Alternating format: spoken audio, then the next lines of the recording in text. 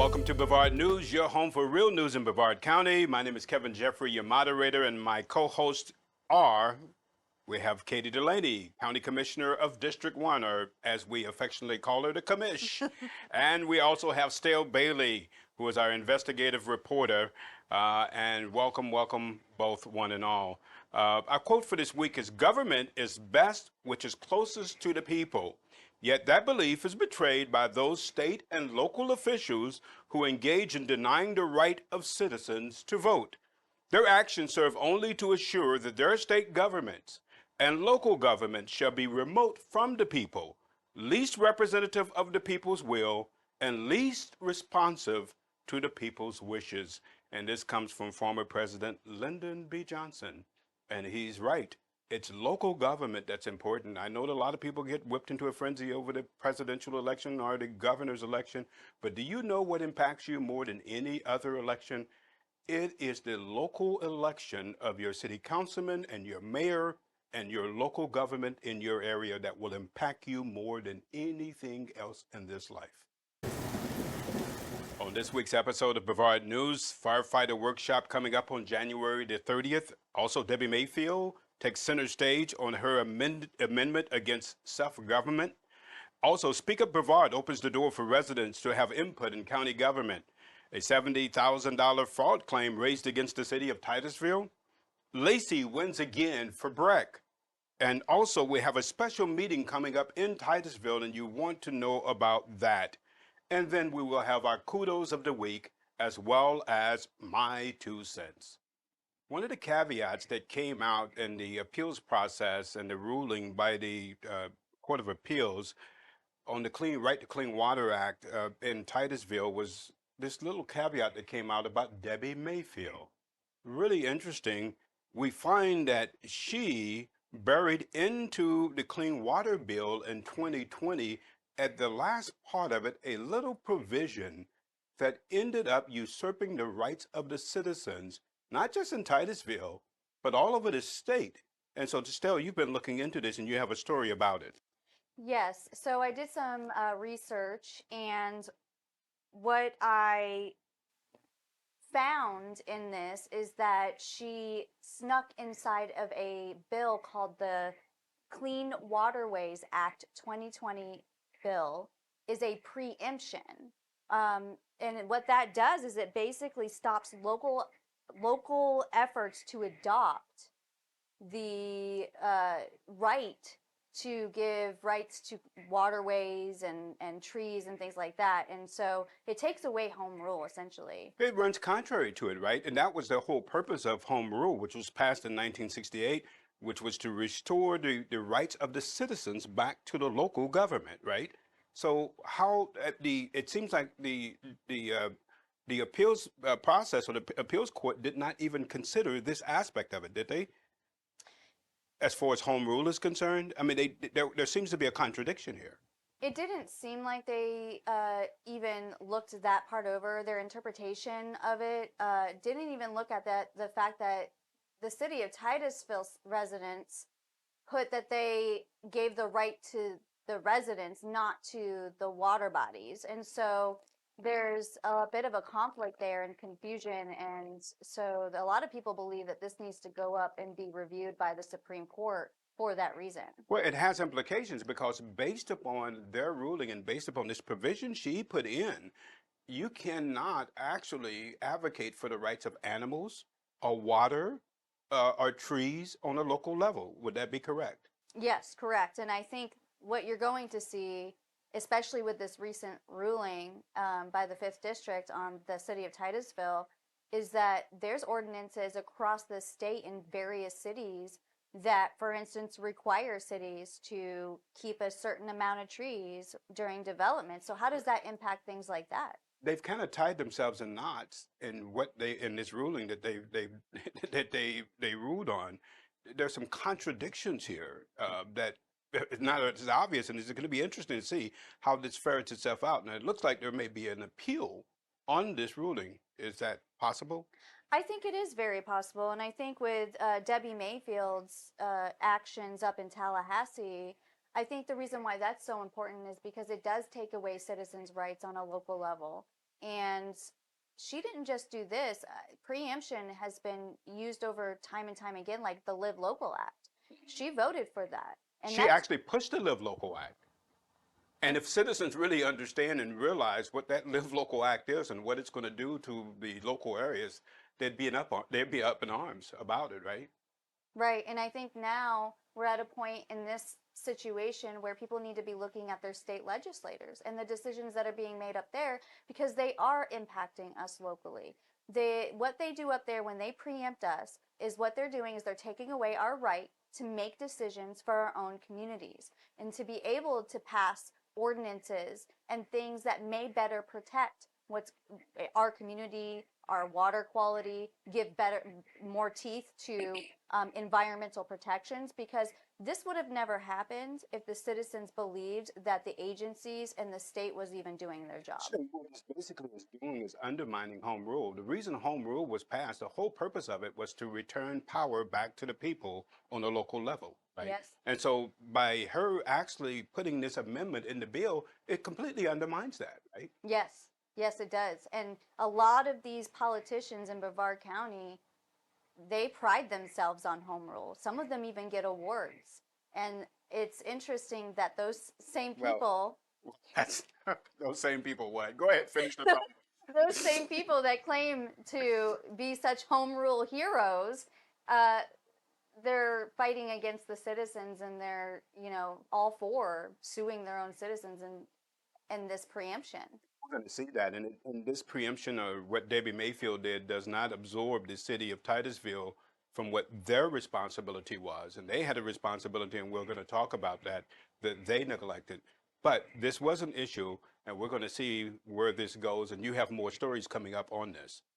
Yes, I do. I have a series that I'm working on with Advocates Voice, and there's a lot more coming out.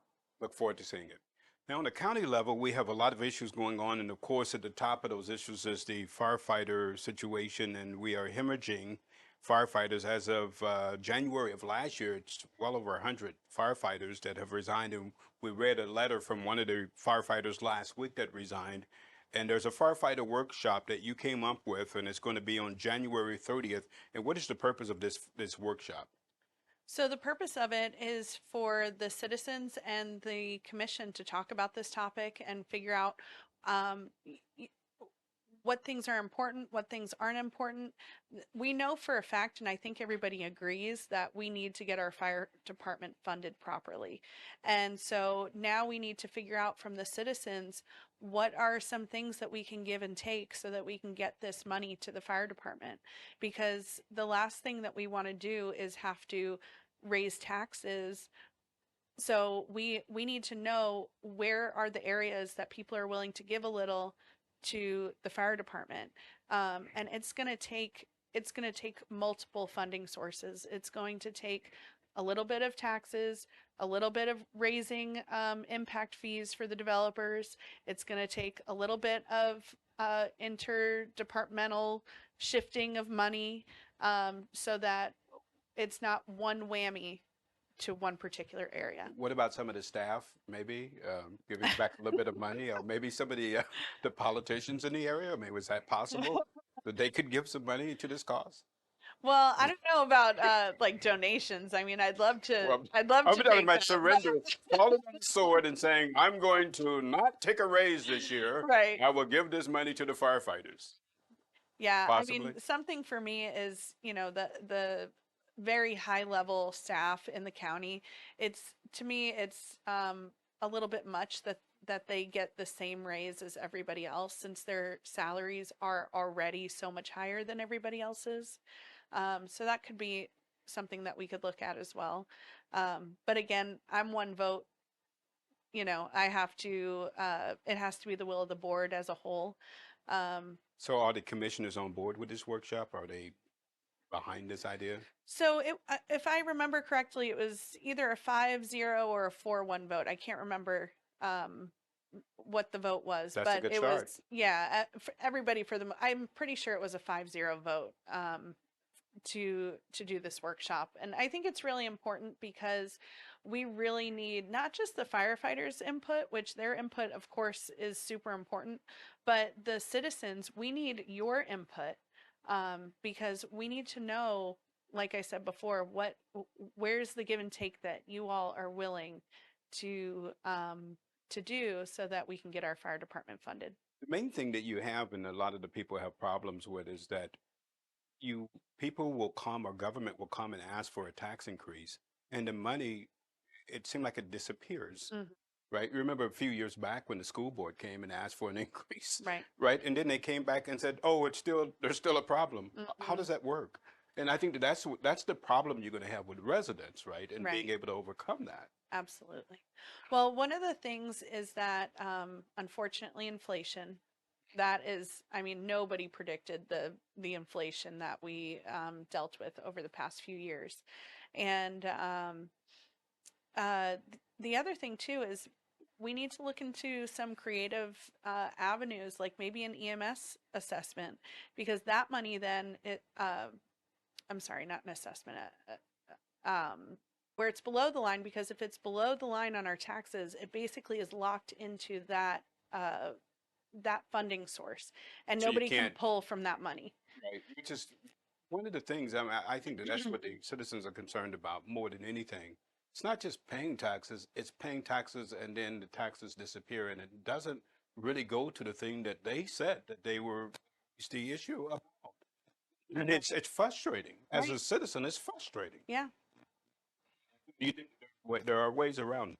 I think so. And, one thing that I've been doing is I have been combing the budget, looking at projects across all departments that have anything to do with the general fund to see, are there some things that we're spending money on that we don't necessarily need to spend money on that we could put back into the general fund to help fund the fire department? Because I'm not okay with the answer that I've been getting of, well, we just need to bust the cap. No, we Sure. don't. We need to be better with the money that we have. We need to prioritize our public safety and infrastructure. Those are the top two things that the local government should be funding. And so we need to make sure that those things are funded properly, and then everything else needs to come after that. And that's I think the citizens would agree with that. You know, you can bust a cap, and at the same time, that doesn't mean that you're going to get the money. You might get it for a little while, and then that's going to cause other problems, right? Right. Well, it'll make everybody's taxes go way up, you know. Yeah. So it's where I am not for that. I think that we need to do everything else before we even consider doing that. Okay, so that brings us to Speak Up, not Titusville, but Brevard. Probably need to Speak Up Titusville, but this is Speak Up Brevard, and it opens the door for residents to have input into county government. So this has been going on for a few years now, and last year there were 59 ideas that were submitted to the county commissioners, and only, what is it, only a handful of them were approved. I And so think it now was these 10. ideas were ideas that the citizens have about some project or something that they think should be added to the government, some function, or how is this? Tell us what is going on here. Sure. So the Speak Up Brevard program is open for people to send in proposals to the county. Maybe there's an ordinance that you think is not right, or maybe there's something that you think that we should be doing. Maybe you have an idea on how the government can be more efficient or effective. It's meant for constructive proposals to come into the county, and for the county staff to actually respond to what your proposal is, which is really unique and great, because when people go up to their 3 minutes, it's not really, unfortunately, the time for the back and forth. Mhm. And even though a lot of people expect to be able to get some kind of answer during that time, it's not usually the time for that. So this is sent in advance. Right. So Okay. it's between January 1st and January 31st. You can submit your ideas online on the Brevard County website. I went on there today and I saw the banner for myself. It's right on the first page. Speak Up Brevard. You just click on it and it pulls up another window and you put in all of the information and can attach your I think I might have some documents. ideas. Thank you for telling me that. Yeah, you just attach your documents. It's really simple and just press send and that's it. And then the county, once the closing date of January 31st, the county will have 120 days to get responses back to the citizens. And what I would really like to see is a Speak Up Brevard workshop. And what that will look like is the commissioners and the directors will be at this workshop, hopefully. And they will, basically the people who are bringing forward the proposals, they'll bring forward those proposals and be able to expand on them a little bit more so that we get a broader understanding of what they're wanting. And hopefully we can figure out, maybe even if it's, not exactly what they're telling us, maybe we can find a yes somewhere in that proposal that can get more citizen engagement into our government. So now Rob Feltner asked that maybe it would be good if you limited the workshop to District 1, and you wanted it to be beyond that for all of the commissioners to be involved in it. What's the difference there, and why did you tell him that? So, I mean, I'd be happy to do the workshop by myself. I will be doing that if I can't get the support of the rest of the commission. But I think that this program is really important. It shows our citizens that their voice is important. And I really believe that that's something that us as a board should be putting out there for our community, that we care about their input and that we want to have that engagement with them. And I think that this a workshop atmosphere will give a little bit more of a time where there could maybe even be some discussion, which our citizens don't really get to have that with the entire board on a regular basis. Which is the way that the government is supposed to be. You're Right. supposed to be talking to the citizens, Mm-hmm. getting their input about how government is supposed to be run, right? Right, That's the way it was done before we came to the experts. right. And now we have the experts Right. who And tell you how and the to other run thing government. is that, our staff is wonderful at the county. We have had, our directors are really good at what they do. But that doesn't mean that there aren't citizens out there who also have great ideas and who also are not experts. Correct. That, we have rocket scientists, we have, environmentalists, we have all sorts of highly skilled people here in Brevard County that I'm sure have great ideas. It raises a question, and this is for a different show, about the bureaucracy that exists in government, where you have a lot of people who are making decisions for the citizens, who purportedly are well schooled and educated in these areas, but that's not what the government was meant to be. The government was meant to be what you're proposing here, that the citizens come and talk about what's best for their government. Right. And so, I mean, it's just interesting to me, and that's a topic for another show. Rick Lacey wins at Breck again. Okay, we're going to talk about this, and we think that this is very dysfunctional. And so I've seen dysfunctional families before, and this strikes me as very dysfunctional. For you who don't know what Breck is the Brevard Republican Executive Committee. They make decisions about who's going to be in office in Brevard County and really try to help those people get elected. Because there is a disproportionate amount of Republicans in Brevard County, chances are this group is going to have an impact on you. And so they had an election last Monday in which the public defender Blaise Trettis was running against Rick Lacey. First of all, there's a lot of things happened that were not good here. The election was scheduled on a day when the opponent could not be in town to talk for himself.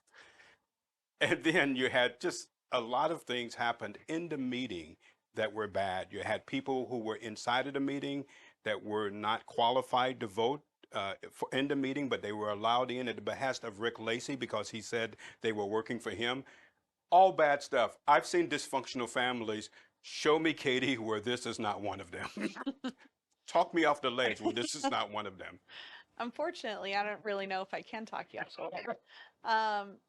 You know, it's no surprise that you know, there have been difficulties within this executive committee. There have been a lot of promises made. You know, Rick Lacey claims that he's going to work on bringing the party together. I didn't see that the You other know, night. I saw a lot of division. But and he's a lightning rod for division, just his presence, right. because of the way that he has handled and conducted himself in the past. My I'm cautious to believing that because unfortunately he's been at the head, whether he likes to believe it or not, of that division. And you know, uh, one of the things that it takes to be a leader is, even if you are not directly involved in a situation, but you are the head of it, You're you own responsible that. for it, right? You own that. That is your failure. That is your poor leadership. That's your thing.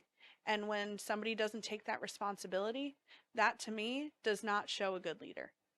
And so I hope and pray for our community that the things that he has said since becoming chairman, that they are true, and that he is going to do everything in his power to fix the fractures that have been made. But we'll see. We'll see what happens. Well, you know, my statement on that is, if he were going to fix the fractures, he's had plenty of opportunity to do it, and he has not done it. Right. If he were going to do it, there's been plenty of time for him to do it, and he has not done it. And it's just, it strikes you, some of the underhanded things that happened that night. The fact that you don't want to have an election at the time that your opponent is available to be able to speak for himself, that you pushed it all the way back to the 30th, the very last day that you could possibly have it. This is all bad politics. And that's during a time when people are traditionally with their families out of town on vacation. And Republicans, one of the things that's supposed to be, you know, some of our values is family first. Correct. And you know, the fact that he would schedule this important meeting during a time when most people are on vacation celebrating with their family, he didn't win by very much. So if It he made would a have huge scheduled, difference. right, if he would have scheduled this in the beginning of the month, I don't know if we would have had the same results. It's going to be interesting to see what happened. But I learned early on in life that you will never, in any organization, rise above the level of the leader you have. You will never do it. And you show me a leader, and I'll show you that that organization is going to reflect the leadership. And unfortunately, what has happened in this situation does not look. I hope I'm wrong. Now, concerning the city of Titusville, still, there's a 70,000 fraud claim raised against the city of Titusville, and it's by Stan Johnson, and he's really onto something here.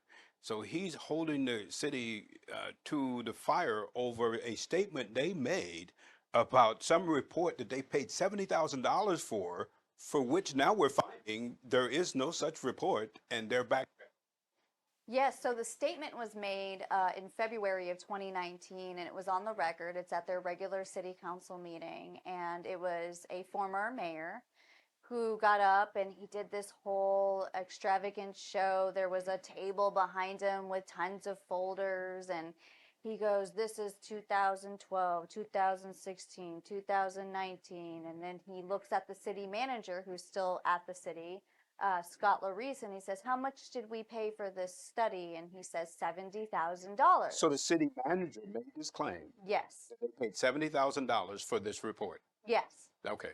And then the mayor at the time, starts talking about this alleged report that cost $70,000, and basically said it was to discredit Stan Johnson, who is a former engineer of the city of Titusville. And as you look back at all of the things that have occurred with him, he was pointing out discrepancies with certain documents, with engineering, and claiming that they were fraudulent and leaving very specific, detailed information out of these documents.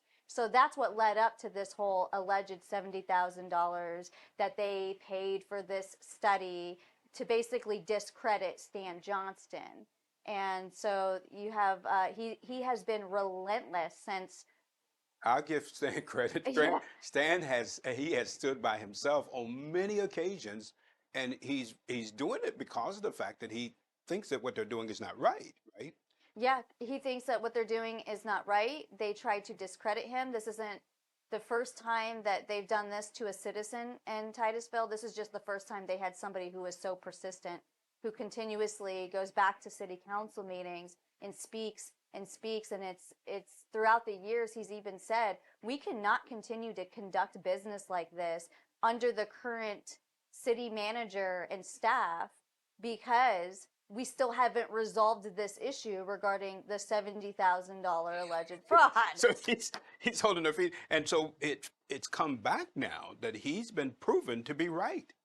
That there was a public records request done, and they had to come back and admit that there was no such report. Right, there was no such record. And then when you fast forward in that same year, in October timeframe of 2019, Stan Johnson's back at the podium and he's talking about this fraud. Now he's got this beautiful sign made in big red letters that say $70,000 fraud.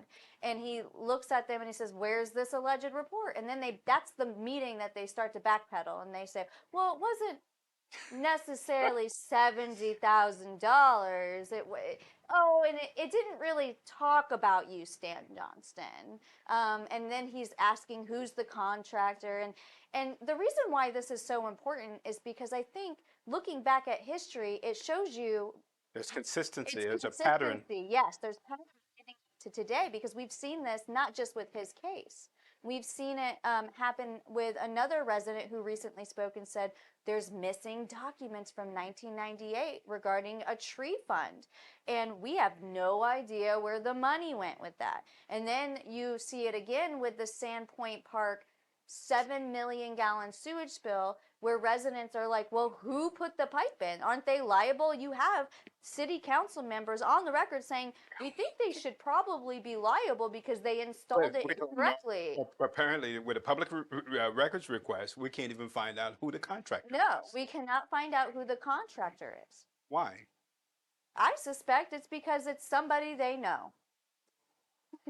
So this is just it's going to be an ongoing story that we're following because it's one incident after another, and so I think you're going to see some serious things happening and coming to the city of Titusville.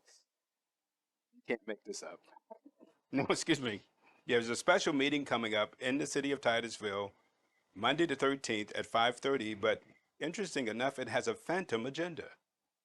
There's no agenda. It's just an outline. It's just What's going on with this? Well, they released this outline, and then you go to click in, and there's no details to the outline, and there's some like really serious agenda items in this packet, and so I'm like, where's the outline to this? There's all the details to the outline. There's none, and I don't believe that the city council members received this details of so how are they going to vote if they don't know what each agenda item? So one of the agenda items is the delegation, for instance. Delegation. There's a delegation meeting every year where every city goes and they approach the state legislators and they give them asks. So some of those asks could be appropriations, which is money from the state. We need help with our infrastructure, for instance. How are the council members going to know what they're voting on? They have to come to an Do agreement. you know that the city council members don't have this information? I'm assuming they don't. Where else would the agenda information be? I mean, normally they put all the detailed information up. Now, there are public records in asking for emails because I have heard that there are a couple city council members that are really upset about this and have been emailing the city staff and city manager telling them and demanding that they either postpone the meeting until they have those details up or they send the details ASAP. Why would you do this? This doesn't make any sense. What are you doing? I mean, and this just continues to happen over and over and over again. This is incompetence, or could be worse than incompetence. It could be malfeasance. and how they conduct themselves is just, the citizens are the ones, you have to keep these people accountable. And I think for the most part, you got to get 4 of those people off the city council. You just have to get them off of there. They're just not working for you. And this kind of foolishness that you put up with, this kind of foolishness, it just has to stop. It's just horrible. And so this meeting is at right now, there's a schedule. It's on the 13th at 5:30, right? Yes. At the Titusville City Council. January 13th. All right, we'll see what happens. And our kudos of the week, and we have a couple. And the first kudo, it goes to Kim Osborne, who was the former District 1 chair for the Brevard Republican Executive Committee. Kudos to you, Kim. You acted with so much integrity, not only on last Monday when you were being treated unfairly, but you acted with class in the way that you carried yourself throughout your term as District 1 chair. Kudos to you. Also, kudos to the slate of officers who tried to bring sanity to its dysfunctional Brevard Republican Executive Committee. And I don't care what you think about these people, the alternative has not been good. They tried to bring sanity to a dysfunctional situation. Kudos to you that you gave it a great try, even though you came up short. And that's our kudos for the week. And now my 2 cents. The Battle of Bunker Hill was a significant battle in the Revolutionary War.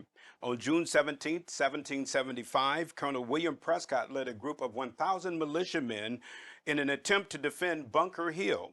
According to history, as the British Army advanced in columns against the Americans, Prescott, in an effort to conserve the Americans' limited supply of ammunition, reportedly told his men, "Don't fire until you see the whites of their eyes." The Americans suffered a lot of losses that day, as well as losing the fight for Bunker Hill. The British also suffered brutal losses in men, though they outnumbered the Americans 2-1. Many historians count the battle as a victory, though, even though they lost Bunker Hill. The reason being is that it sent a message to the British that they were in for the fight of their lives.